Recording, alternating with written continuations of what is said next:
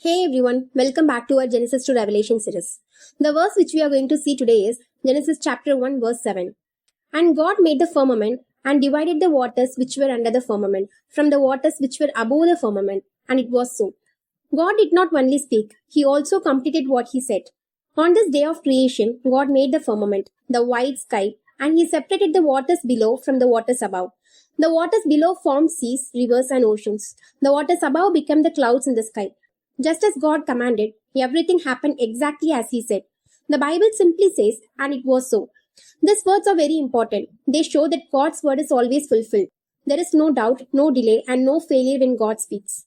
Creation obeyed him completely. The sky became a place of balance and beauty. It allowed rain to fall in the right time and protected the earth. God was carefully preparing the world for life. Nothing was rushed. Everything was done in perfect order. This verse also reminds us that God is both powerful and faithful. What he promises, he always does. His word can be trusted. Just as the waters obeyed his command, all creation remains under his control. There is also a lesson for us. When God speaks to our hearts through his word, we are invited to trust and obey. Even when we do not fully understand, we can believe that God knows what is best.